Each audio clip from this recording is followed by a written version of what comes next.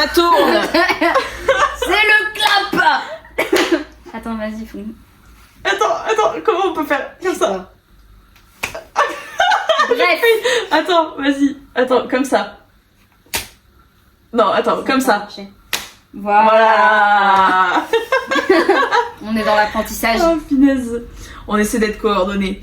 Ouais. Salut à tous, bienvenue sur cette vidéo. Donc si vous n'avez pas vu, c'est la dernière vidéo de cette série. Aujourd'hui, on est encore en présence de Ellie alias Eden Antares sur Instagram, qui écrit et qui va bientôt publier sur Wattpad et Nocteller peut-être, du coup. On espère. On m'influence énormément. Un J'ai petit en peu. fait, Juste un je petit crois que je chouïa. suis prise en traquenard. Je ne vais pas avoir le choix. Je crois qu'à Non. la fin de Non, tu fais ce que tu veux. Tu es libre de tes mouvements tant que tu publies. ça veut dire que tu es emprisonné dans la sphère infernale. Il faut que tu publies.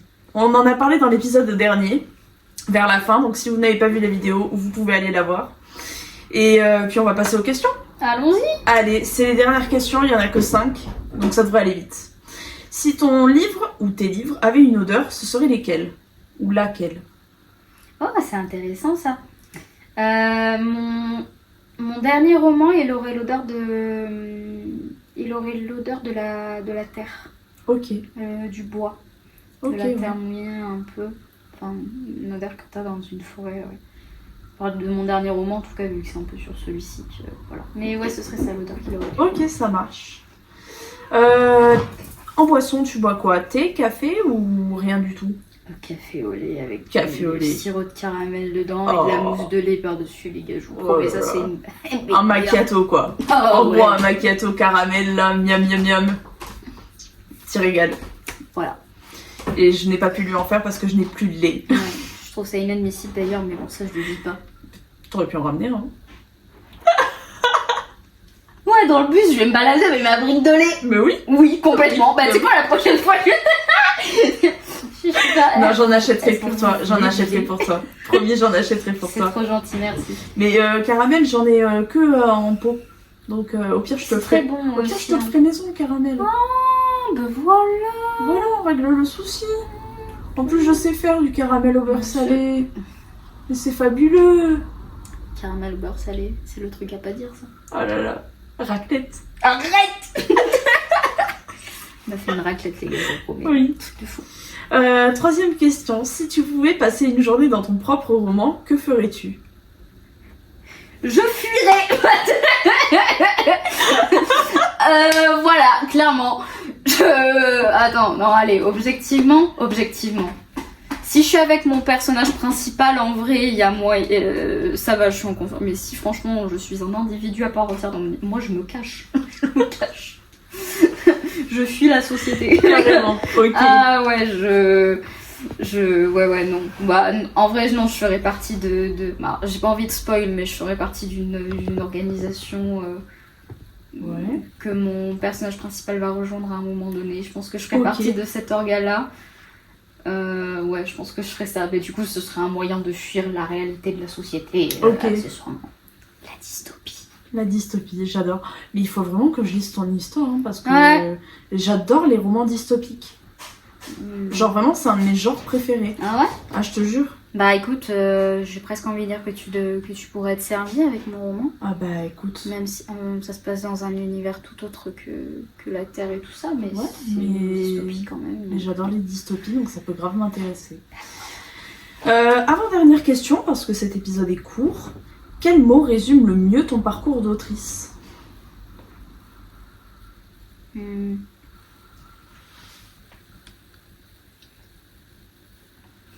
Bah, je dirais maturité. Maturité? Bah, j'ai grandi pendant que j'écrivais en fait. Ça a évolué en fonction de ma maturité voilà. De quand j'ai grandi, tout ça, enfin, le développement cérébral a évolué en même temps que mon écriture, vu que je fais ça depuis que j'ai 11 ans. Donc forcément, ça a évolué en fait en même temps, à mon sens en tout cas. Et je vois bah ouais, la maturité qu'ont pris mes écrits au fur et à mesure. Et je dirais que c'est surtout ça, ouais. Et le travail, forcément. Enfin, ça a toujours été un travail sans lettres pour moi, l'écriture. J'ai toujours écrit, genre, ça me faisait plaisir en fait. Donc voilà, ça a jamais été une corvée. Enfin, quoique si, à certains moments, ça a été une corvée.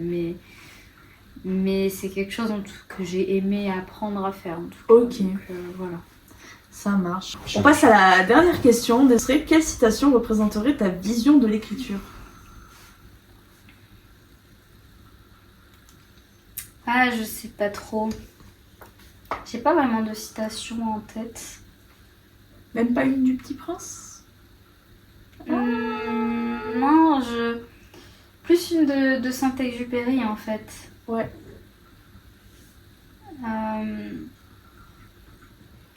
L'idée que Saint-Exupéry avait des livres en fait, du fait qu'ils étaient les véhicules en fait du savoir et surtout de l'humanité en fait, surtout le savoir de l'humanité en fait, et que c'était une façon de